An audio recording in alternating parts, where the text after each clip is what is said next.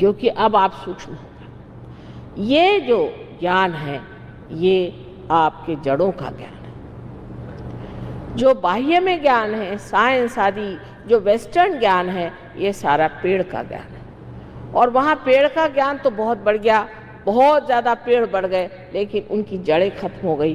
तो अब वो धीरे धीरे डामाडोल हो रहे हैं और उनको डर लग रहा है कि हमारा सर्वनाश हो जाएगा। उसकी जड़ें भारतवर्ष में अनादिकाल से हमारे सद्गुरुओं ने और हमारे अवतारों ने ये प्रणाली हमें दी और इसके बारे में बहुत खोल करके बात की गई।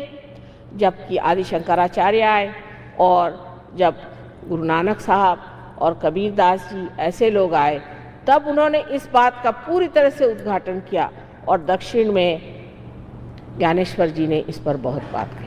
हालांकि मैंने आपसे कल कहा था कि मार्कंडेय जी ने इस पर 14,000 वर्ष की बात की थी। अब एक झगड़ा हमेशा खड़ा होता है निराकार और साकार का, इस पर भी थोड़ा सा प्रकाश डाल देना अच्छा है। पहले बात यह है कि जब लोगों ने ध्यान की बात शुरू की तो उन्होंने कहा कि हमारे चक्रों पर देवता बैठे हैं, उनका आप ध्यान करें। जब उनका ध्यान करना लोगों ने शुरू कर दिया तो नासमझी में वो एक एक मूर्ति को लेकर बैठ गए। किसी ने लक्ष्मी जी की मूर्ति बना ली, किसी ने दूसरी मूर्ति बना ली, किसी ने तीसरी मूर्ति बना ली। बस उसकी पूजा करो, आरती करो, ये करो, और कुछ अर्थ ही नहीं निकलता।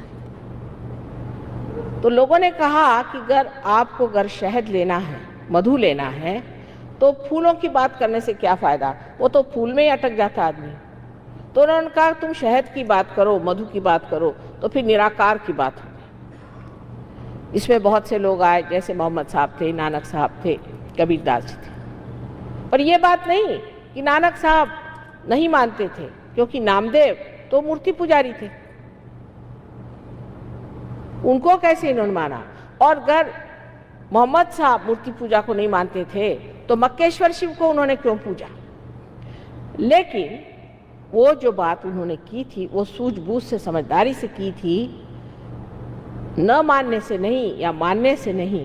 क्योंकि वो जो पत्थर है यह अनादिकाल से हमारे पुराणों में लिखा हुआ मक्केश्वर शिव है, जहाँ से वाइब्रेशंस आती हैं। ऐसे ही ईरान में हिंडोलिका देवी का भी एक बड़ा सुंदर मंदिर बनाया गया था, ऐसे अपने पुराणों में लिखा और मैं उसे देख आई। आश्चर्य की बात है कि हम लोग अपने बारे में जानते नहीं हैं और इस वजह से गलत इन लोगों को समझ लेते हैं। नानक साहब ने उस वक़्त समय के अनुसार ये कहा कि आप निराकार की ही बात करो, शहद की ही बात करो, मध की बात करो, छोड़ो फूलों। लेकिन वो भी बात ही बात रह गई, मनुष्य ने उसको भी बात बना लिया। जो मोहम्मद साहब ने किया वही नानक साहब ने किया, लेकिन सब बात में बात रह गई और लोगों ने निराकार की सिर्फ बात ही बात कर दी। चाहे आप फूलों की बात करें, चाहे आप शहद की बात करें, सब बात रह जाती है। मधु को पाने के लिए आपको होना चाहिए मधुकर, आपको बी होना चाहिए। जब तक आप मधुकर नहीं होंगे आप शहद तक पहुंच ही नहीं पाएंगे। ये सहज होगा कि निराकार साकार का झगड़ा खत्म।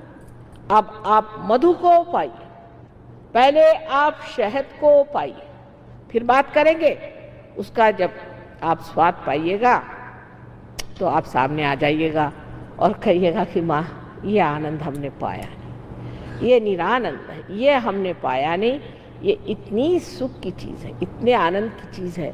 और अपने अंदर के सहज परिवर्तन को देख के आप आश्चर्यचकित होंगे कि मैं इतना क्रोधी आदमी था, मुझे क्या हो गया।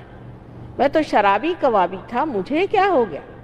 कितना भी कहिए, मुसलमान लोग कहते हैं कि इस्लाम में शराब मना है, लेकिन मैंने ऐसे ऐसे मुसलमान देखे हैं कि उनके सामने शराब खाने खाली हो जाए। और जितनी कविता शराब खाने के बारे में लिखी है वो सारी मुसलमानों ने लिखी।